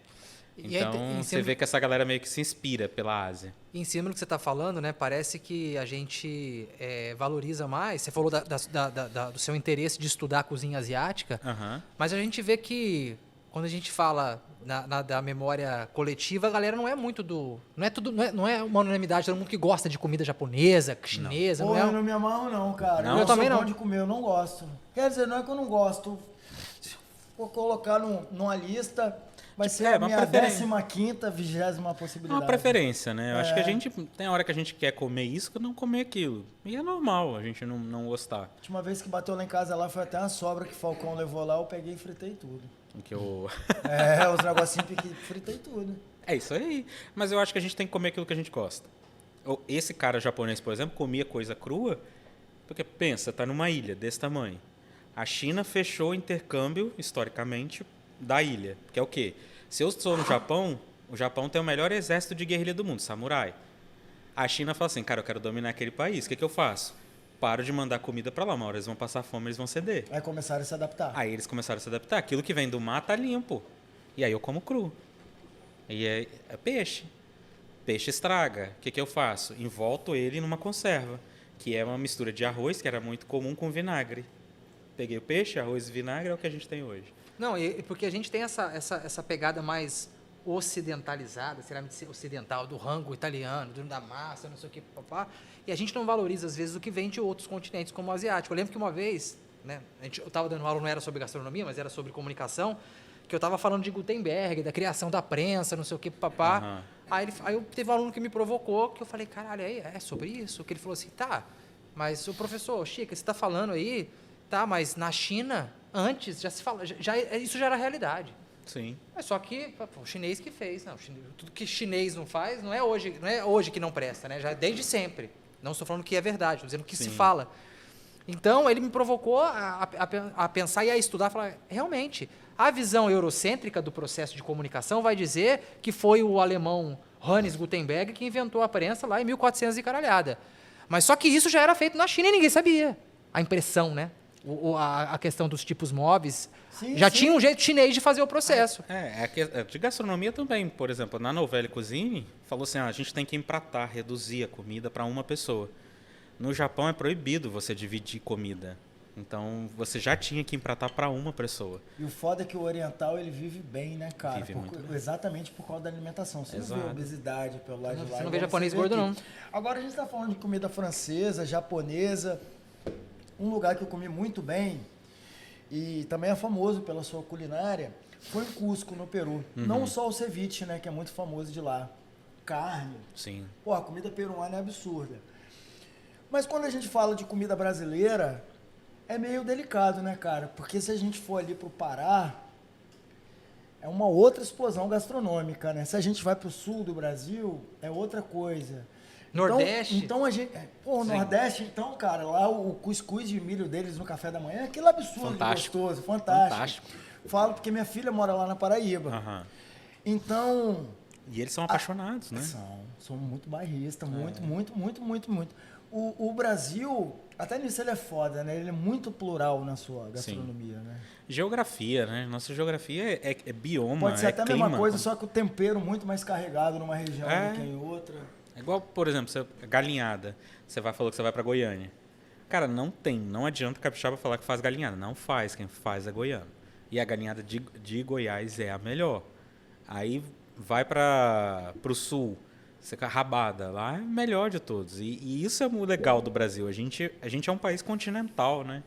E esse lugar me dá biomas, me dá plantas, me dá O coentro. culturas completamente diferentes. Coentro. Eu, no interior de São Paulo, eu nunca tinha visto coentro, ouvido falar, cheirado, sentido gosto na minha vida. Eu fui conhecer aqui. Então, as pessoas me Sério? julgam, juro. Eu não suporto E tem gente que coentro. não gosta, né? Tem gente que Eu não não gosta. suporto coentro. Eu colocava coentro até Mas, no tipo, feijão. mas pra mim, É uma delícia, né? o coentro, ele é muito marcante. É. Ele tira o protagonismo de tudo da comida. Não, mas aí se você souber aqui, então, mas é a opinião de quem não entende porra nenhuma de ter tido experiências ruins com coentro. Mas a gente tá falando dessa complexidade geográfica, onde cada canto tem o seu tipo de comida. Por exemplo, vou jogar uma outra treta aqui. Por que tem que ter milho verde nas coisas? Tem que ter milho verde no salgado, porque milho milho é verde... uma delícia. Aqui o capixaba põe milho no estrogonofe. Você tem noção do que é colocar milho verde no estrogonofe? Eu não consigo entender. Por isso queria que você falasse um pouco sobre isso. Por que Pô, que a gente eu coloca coloco. milho em tudo, milho e ervilha em tudo? Não precisa, gente. Eu taco, ainda com palatinha que vem misturado, milho e ervilha. Você que tá assistindo aí que se gosta muito de milho e ervilha, desculpa, mas eu não Pô, eu suporto. me amarro. E aí? A receita original de estrogonofe, por exemplo, se eu não me engano, se chama Stroganoff. É russo? É russo. E ele é feito com carne, páprica e creme de leite. Não tem muita coisa. Páprica também é É foda, uma delícia, né? O champignon, então, é brasileiro, coisa por exemplo, nossa. O champignon veio, por exemplo, aqui no Brasil a gente tem o costume de pôr o champignon em conserva. Mas ele era para ser o Paris, que é aquele fresco. Cogumelo Paris. Quando vem as rotas marítimas, né, atravessando o Atlântico, o cogumelo não resistia. Aí eles tinham que colocar em soluções avinagradas, que são as conservas. E aí o que a gente chama de champignon na França é o cogumelo tradicional. Mas a galera do Na Rússia Putin, a galera também. do Putin lá na Rússia, da Rússia não coloca esse trem no O estrogonofe. cogumelo normal. Coloca. Normal. Ah, fresco. então a receita Isso original aí. russa vem com cogumelo fresco no Isso meio. aí. Eu A gente- duvido que eles jogam a batata palha por cima. Não joga. Porra, então eles estão dando mole. Estão dando mole. Não estão? Porra, lá na casa da minha mãe é batata palha, farofa. Eu sempre brinco que brasileiro gosta de personalidade. Se o negócio veio xoxo, muito Tem simplesinho, que ter um croque. ele dá um upgrade ali. O Ah, brasileiro ele é muito disso. O ano passado eu fui para Porto Seguro, em Arraial. Aí lá, eu percebi algo do ponto de vista da sociologia, que a gente está tendo a galera, os europeus estão, a galera de fora está comprando os restaurantes, os bares, pararapapá, e está rolando uma nova colonização no Nordeste. Tanto que você anda em Porto Seguro, as casas, assim, a placa de valor está em euro, não está em real. Porto Seguro, Caraíva, esses lugares aí, Exatamente. tudo hypado é isso Aí, eu tava com o Jéssica, a gente ficou a gente alugou uma casinha no Airbnb e ficamos ali. Então, todo dia a gente ia sair pra comer alguma coisa ali de Arraial. Come aí, Thiago, pelo amor de Deus. Aí, Tiagão, a gente começou a conversar com os donos de restaurante, porque eu sou um cara que eu gosto de bater papo. Aí eu lembro que eu fui num negocinho de... Como é que chama aquele prato argentino? Aquele salgado argentino? Como é que chama? Empanada. Empanada. Aí os donos eram uma chilena e um argentino. Eram os donos. Que lá que é comum tanto no Chile quanto na Argentina, acho que no Uruguai também. Eles brigam por causa da empanada. Né? Também tem uma treta dessa da empanada. Aí, aí conversando com essa chilena, ela falou pra mim assim, eu não sei, aqui no Brasil é estranho. Ela falou do milho e da ervilha e falou da Nutella e do leite ninho nas coisas, nos doces. Cara, você vai comer um doce só com doce de leite? Pra isso eu sou Mas peraí, conservador, quem eu não pode consigo. falar mal dessa porra é a gente. Não, mas assim... Gringo vem de fora pra falar mal, Não, é foda. mas até eu compreendi essa crítica deles, porque o português, por exemplo, o português não mexe no prato deles. É o mesmo prato há 100 anos que você for no restaurante. Não é tem isso, Thiago? Tem. Então a gente aqui, como você falou, pô, mas não colocou a batata palha. Então a gente dá aquela incrementada. E isso incomoda quem não está acostumado. É isso mesmo ou não tem? Incomoda. Eu acho que, por exemplo, a gente é um país com um pouco mais de 500 anos. A Itália, por exemplo, vem de uma gastronomia de mais de 2, 3 mil anos, que isso foi lapidado, que isso foi construído.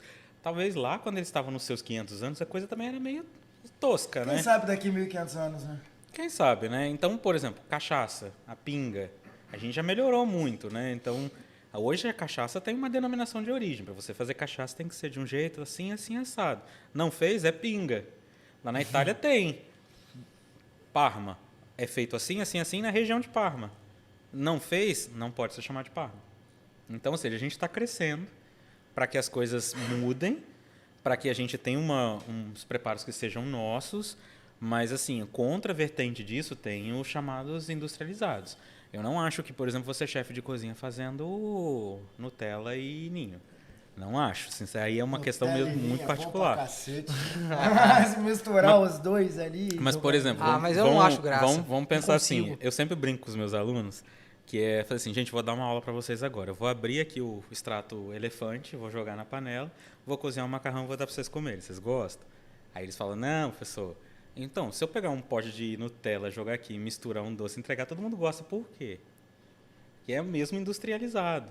É um creme de avelã, é um extrato de tomate. Aprendi a fazer extrato de tomate. Descascar tomate já foi uma grande evolução na minha vida. Tirar a semente também. É. Na gastronomia a gente chama isso de concassê. Tá vendo? Tô fazendo uma parada maneira e nem sei o nome. Tomate concassê. Tomate sem pele e sem semente. Vamos pro poca ou não poca? Peraí, os temperos, cara. A gente tá falando aqui em roubar sabor. Lá no Nordeste, os temperos são muito mais carregados do que aqui. Não é que eu não gosto, mas que rouba o sabor. Tomilho e cominho. É forte pra cacete, né? Esses dois Tomilho, temperos aí, né? São bons, assim, você tem que saber usar. O cominho também, se der Tem, mole... agora a gente tá gostando mais de cominho. Eu tenho notado que a galera tem usado mais cominho. E tenho notado que a galera tem usado muita páprica na comida. Páprica eu acho irado. Doce... Tem dela doce, picante, a defumada, então, que a galera mais usa. Então a galera tem usado mais. Eu acho isso muito legal.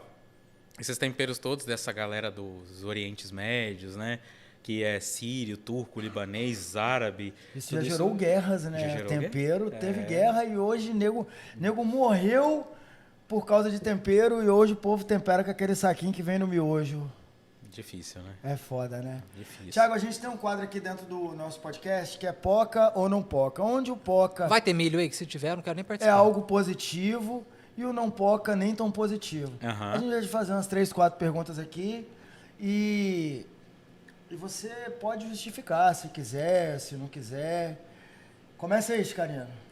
Posso começar? Pode. Macarrão com feijão, tudo misturado, assim, sabe? Quando você Puta, coloca o comida de macarrão, maconheiro, aí você gosto. vê coloca... Poca ou não poca? Por quê? Eu acho que poca. Caralho, é muito bom. Poca porque Muito bom. todo mundo faz. É bom.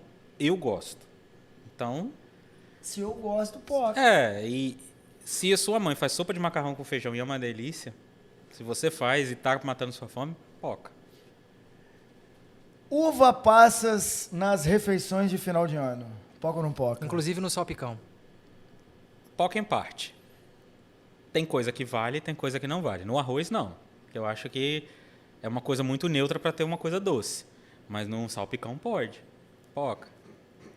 Pois é, o pessoal coloca, não sei, mano, coloca no arroz, cara. Eu não O que tenho acontece essa, não, é mando pra dentro. que, tipo, pega assim e joga em tudo, né? Escolhe alguma coisa, faz ali, bota a uva passa, vai ser muito bom. Uva passa é uma delícia. Eu também acho. Esse preconceito gastronômico que a gente estava falando aqui, né? Você em relação aí ao seu risoto, eu com a muqueca, poca ou não poca? Preconceitos, acho que não poca em lugar nenhum. Não só na alimentação, né? Não só Nem na o lixo da alimentação, vida, né? Acho que relações pré-concebidas de qualquer coisa não poca. É muito, muito ruim isso. Acesso à alimentação, esse absurdo de caro aí, poca ou não poca? Não poca. Eu acho que não tem como a gente pensar que um país que produz 1 quilo de arroz para cada habitante, esses habitantes tem habitante que está comendo 5 ou estragando 5 enquanto tem alguém passando fome. Quem tem fome tem pressa, né, Thiago? Tem pressa, tem razão. Eu acho que aqui no nosso país quem tem fome tem razão. Então se ele está com fome, alguma coisa de errado está acontecendo. E se a gente não está prestando atenção é porque a gente está errado. Frango empanado, não? Como é que chama? O frango que o pessoal come na... Frango para comer saudável, porque a gente já teve uma prova, você falou para mim que frango não é tão saudável assim. Não. Poca ou não poca o franguinho? Ah, vou comer o franguinho que eu tô de dieta. Poca ou não poca? Esse do frango de granja, esse O frango... lance do frango na dieta se dá por duas questões, né? Uma, a praticidade, outra, a quantidade de proteína que ele tem, e ele é uma proteína de rápida absorção. Então, quando você come um frango, o seu organismo faz assim, ó, então ele vai te dar energia, vai te dar proteína e vai ficar forte. Pelo menos essa é a lógica passada pelos nutricionistas. Agora, se o frango é saudável lá com parreco cheio de hormônio, a É, história já é por isso que eu quero ver o outra. cara que tem frango na dieta pra fazer bem a saúde. Poca ou não poca? Eu acho que não poca, mas com outro argumento. O frango, ele faz parte de uma cadeia de produção muito grande. Então, tem hoje os chamados galinha feliz ou frango Cara, é de vida absurdo feliz. o abate de frango, né? É um absurdo. Aqueles rolos rodando assim, um franguinho dali. Faz pouco tempo, aqui no Brasil, faz pouco tempo, semana, tá? A gente teve a proibição do consumo de foie gras. Eu lembro, não, em São Paulo isso Teve em São quando Paulo, o Haddad, mas teve agora de novo. Quando o Haddad foi prefeito Aham. lá, teve. Né? E agora teve de novo. Explica pra gente o que é o foie gras. O foie gras é um fígado gordo, né, em tradução. O fígado gordo é... ganso? De ganso, pode ser hoje de alguns patos de uma raça específica. Mas esse seria aquele estágio final. Quando a gente morrer, o nosso fígado vai dilatar e vai se retrair. Quando ele se retrai, a gente morre. Então, esses animais, eles são alimentados de forma que esse fígado dilate e eles são abatidos antes que ele retraia. Então, o fígado fica todo gorduroso, né? Foie gras. E hoje aqui no Brasil, talvez um detrimento de lei fala que ele é proibido. Ele é proibido por causa de todas as condições que envolvem o processamento de foie gras. E aí, você para pensar, quem faz foie gras? Quem faz foie gras são aquelas cidadezinhas, ruelazinhas na França desse tamanhozinho. Eu vi o Jacan falando disso, que você Isso. proibir isso aí, você está proibindo uma cultura. E são, tipo, é a rua aqui. É a rua que produz foie gras. Ou seja, proibiu, eles não vão ter como viver. Aqui no Brasil, se a gente for parar para pensar, quem consome foie gras? 2% da população? Menos. É gostoso? Eu nunca... Menos. Mas pensa em comer uma manteiga com gosto de fígado. É o foie gras, vamos pensar assim. É um fígado amanteigado. Eu acabei de falar com ele na padaria ali, que eu nem gosto de manteiga. Aí, por exemplo, você vê a galera, por exemplo, condenando isso. Quem come isso? Menos de 2% da população. Qual o impacto disso, né? Qual o impacto disso? Mínimo. Agora, tem a questão humanizada? Concordo. Eu, por exemplo, quando como foie gras, eu tento fazer de maneira sustentável. Não vou comer foie gras para esbanjar, tirar foto no Instagram, que é o que a maioria da galera está fazendo. Mas um frango, que você está comendo peito de frango todos os dias na sua dieta, ele passou por qual cadeia? Uma cadeia de produção de 40 dias. Essa cadeia de 40 dias, ele nasce, cresce e morre. Calma aí. Isso é importante você falar. Quer dizer que o frango que a gente come na nossa dieta, ele nasceu, cresceu 40 dias você está comendo e ele. morreu em 40 dias. Mais ou menos isso. Alguns mais, alguns menos. Tudo hormônio mesmo, Thiago? Não existe artigo científico que vai falar o contrário. Mas você sabe que não é um ciclo natural. Uma ave nascer, crescer e morrer nesse estágio. Então, o que acontece com a produção de ciência a partir disso? A gente não sabe. Então, não existe, por exemplo, relatos que vão falar que este frango é pior em nutriente do que um caipira. Mas a gente sabe que ele não teve uma vida digna. Que é o quê? O animal crescer, o animal viver, o animal comer. Reproduzir. Ou seja, ele nasceu para aquilo. Provavelmente, vamos parar para pensar, porque isso está muito longe da gente vislumbrar hoje. Poderia estar o seu clone hoje nascendo para te dar um rim quando você tiver ruim do seu rim. Então, ou seja, se a gente for parar para pensar, este frango, ele faz parte de uma cadeia que é muito desumana. É uma cadeia que vai fazer ele crescer, ele vai ser abatido, carregado de cabeça para baixo, passado por um choque elétrico, onde ele vai desmaiar, vai passar por navalhas, e depois toda a cadeia vai acontecer. Isso para a gente comer um peito de frango. Pensa que todo dia, se você comer peito, tem um frango inteiro morrendo. É igual o se alimentar coração, de né? frango. Você pede um espetinho de coração, Você não sabe que é ali. vem 20 espetinhos, são 20 galinhas. E eu acho que o ser humano ele esqueceu dessa cadeia. Né? Ele esqueceu dessa cadeia, que um pacote de Pô, peito nem de vou coração conseguir continuar comendo cara, a porção. tem que ser de forma sustentável. Né? Tem que tratar bem. A Paola falava muito isso no Então, Masterchef, se né? um animal pelo menos teve a vida dele, cresceu, foi abatido para você se alimentar, tudo bem, né? E se ele teve uma vida digna, se alimentando, ok. Agora, por exemplo, vocês não acham estranho que você vai no supermercado todas as cenouras são iguais? Na natureza, eu não sou igual a você. Então, por que os alimentos são iguais? Todos os tomates têm o mesmo padrão. É uniforme todas as a abobrinhas- parada, né? O mamão não tem um defeito no mamão. Não tem defeito. E se tiver defeito, pra gente tá ruim. Porque se o tomate for menorzinho, fala assim, esse tomate não tá prestando, não. E é o contrário, Ao né? contrário. A natureza faz diferente. Não era para tudo estar igual. E aí, se você entra nessa cadeia, por exemplo, você está potencializando. Eu falo isso sempre com os meus alunos. Se a gente não comer de maneira sustentável, a gente uma hora vai entrar em lapso. Vai entrar em lapso, pode ser a cadeia de frango que não vai ter mais, ou pode ser a hora que a gente já não vai mais aguentar comer frango e vai ter frango até os ouvidos aqui no mundo. Vai ser a hora que provavelmente eles vão dominar a terra, falar assim.